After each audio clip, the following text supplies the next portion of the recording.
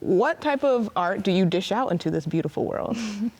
So I'm a full-time artist and I primarily do commissioned work. So to do that, I'm doing all kinds of different things, right? Out in the community or for private places, businesses.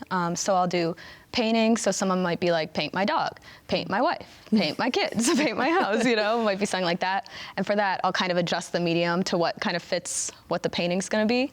I also do murals. So, murals, big, Yes. I do a lot of that for all kinds of different people. I also do illustration, which is a lot of fun. I know you do that too. Yes. It's very fun. And I also do live event painting. So I'll bring my easel to, say, a wedding, a market. I recently did it at Fandom Fest at Proctor's. Wow, That was really fun, nice. yeah. So that's a lot of fun, actually. And I also give lessons, and I also am a tattoo apprentice. So Wowee. a lot of different avenues, yeah. Jane of all trades, as you could say. Yes. For Fandom Fest, what was your costume? Okay, I know you know, and I had a lot of fun with it, and I've been having a hard time taking the costume off. I was Bob Ross, and it was very fun. It was amazing. I saw it. Yeah, Folks got to check out her Instagram to look at the Bob Ross costume. It's amazing. Something about painting with that big beard, It was a good time. It's amazing. So when did art really become present in your life? Like, when did you realize, like, I may be an artist. I may be a painter.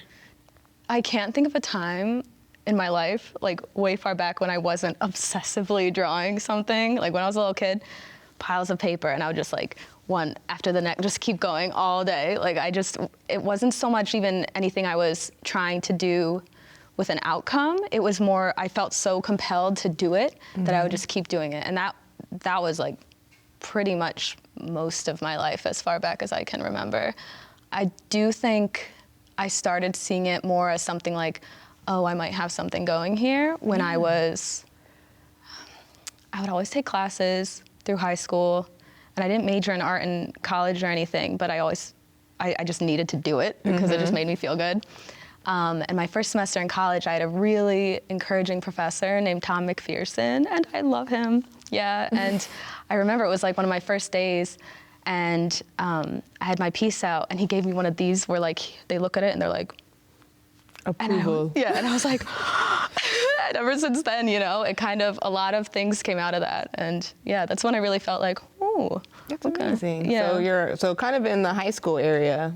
Like high school and college more so. When it kind of really got into it and really taking it seriously. Yeah, I felt like in college, the energy was a little more encouraging. Yes. Yeah. I think all artists will probably agree. College is where we were set free to kind of just like explore and spread our wings and things like that. Yeah, 100%.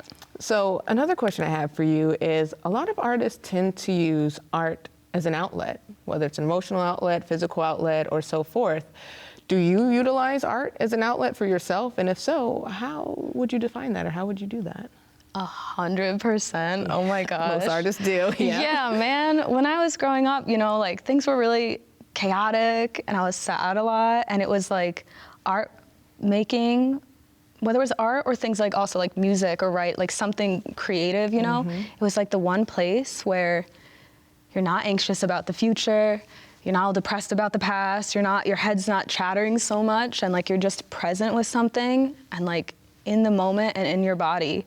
And I think now that I'm an adult and I can look back on that, I was like, oh, that's why it was so important to me and I had to do it. It's really a practice in mindfulness, and I do it all the time. So after many, many, many, many years of that, now it's just like I feel like really at peace with it, and it's something that just makes me feel really good. So 100% an outlet, and like need it. So you would say that it's more, do you find art is like a healing mechanism for you? Yeah, definitely. And I can notice when I haven't done it in a while, because I'll be kind of like, I gotta get back. I need to get back in it, So yeah, definitely. And what are some ways that art feels healing or it is healing for you? Part of what I do, because it's full time, I have to pay my bills, right? Yes. So there's a lot of stress to having to basically build my own salary and always be looking for work. And there have been a few times where, oh man, in the past few years, like I'm freaking out. I'm like, oh, where's my money gonna come from, man? You know, I'm freaking out. Yeah, and I do get anxious, but it's almost as if like someone can hear me, and the next day someone's like, will you paint my cat? And I'm like, oh my God, yeah, you know, like. And $100,000, please. Yeah. Oh my God, if only. Yeah. So in that way, especially too, it's not just like a personal thing. I think from doing commissioned work as well, it gives me like connection to people and bringing their visions to life and collaborating with them.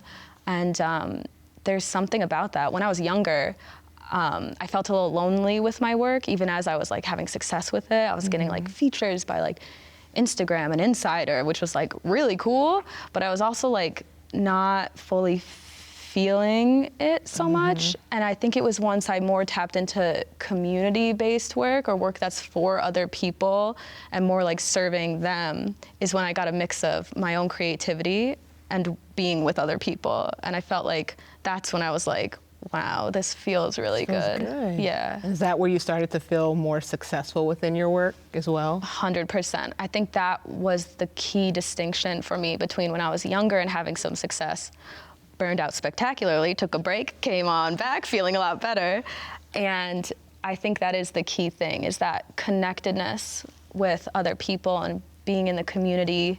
And I got a studio at Albany Barn, which you know Albany Barn, yes. And being around other creatives and being able to, you know, take a look at what they're working at and like share and collaborate, that's made it so much more like joyous, you know? That's amazing. Yeah. So speaking of success, how would you define success for yourself as an artist? It probably goes with a little bit of that, the collaboration, the community pieces. Yeah. But is there any other way you would define your own personal success? So when I was younger, yeah, I definitely thought like, and I still think this, you know, to be able to support yourself with your art, it's really cool because I honestly, if I could choose anything, whether it was money or not, I just want to make art all day. That's all I want to do, man. If I just me and my paints, I'll be fine, you know?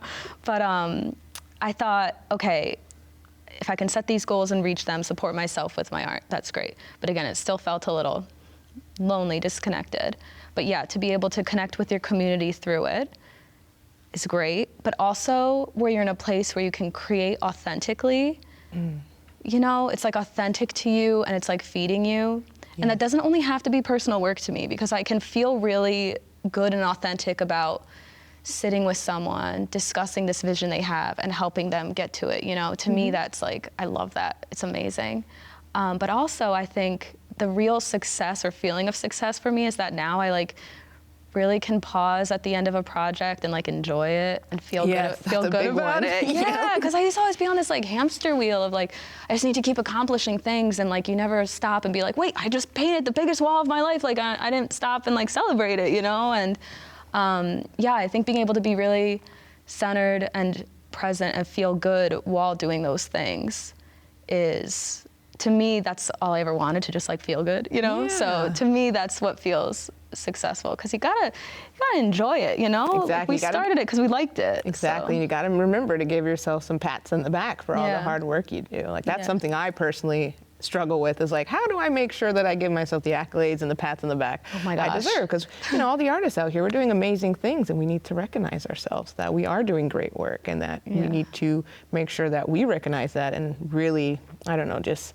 realize that with our souls. Yeah, no, 100%. let it bring us joy. Yeah, no, definitely. Well, you get it, you know? It's like, because it's so exciting to like get the work, but yeah, like it's like a muscle you have to exercise, like that gratitude and pausing and like, it's okay and not arrogant to be like, way to go, me. Right? Exactly. Yeah, because I would never let myself do that. I was so afraid of like arrogance or something, but like, it's okay to, but it's okay to like be proud of yourself. You gotta be, man, because like it's hard out there, and to carry yourself through the world, it's good to have some confidence and believe in yourself. It really is. And that's key. So let's talk about those strategies too. Okay, so we got like, what are some strategies that actually helped you support you in this success and this feeling that you've reached? Shameless self-promotion. Shameless self-promotion. Listen, a lot of people, I think they're afraid of, I think it's like the fear of rejection maybe, like, you don't want to put yourself out there, what will people think, or you don't want to pitch this idea, someone might say no. I think for me, I think I really leaned into this in college where I was like, I've been embarrassed a lot in my life, but I always survived and it passed. And leaning into that and being like, okay, I have these ideas, I have these businesses I want to work with. I want to do these things. What if I just like ask for it? And to be honest, that's like built a huge part of my career. And it's just like daring to be like, I literally have gotten so many jobs this way. I'll walk into a place and be like, I can't help but notice you have some blank walls in here. I make murals, here's my card, you know? And like sometimes people are like, okay, lady, you know? But sometimes people call me back and that, you know, that builds up my portfolio. That's amazing. Yeah, and that does take a little bit of, I guess, confidence and not caring about too much about getting embarrassed. Yep. But yeah, self-promotion, also portfolio is really key. What I tell my students a lot is, listen, it's okay that you can't go to like some amazing art school or that like your background, you feel like it's not, I don't know, like refined enough or something. Really, your work is gonna speak for itself. So if you want people to commission you, say, to get a certain type of work, put that type of work out there. Like you don't have to even necessarily have professionally been commissioned yet to get the work, right? You have to start somewhere. Yeah. Find a wall and paint it. Or like, if you wanna start pet portrait commissions, which is like pretty lucrative, you know, just start doing it.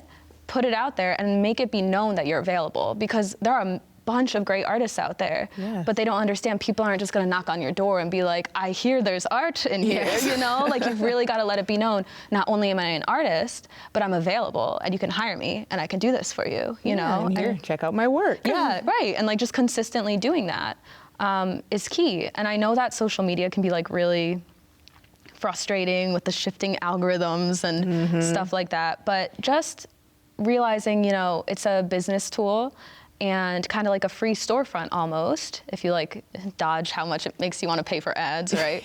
And it's a good way to just show what you've got and what you can do. So definitely leaning into that, yeah. Well, thank you for that advice. Well, Of course. It was great talking to you today, Lexi, and I appreciate you sitting down and giving us your time today. Always a pleasure. Thank you for having me. No problem.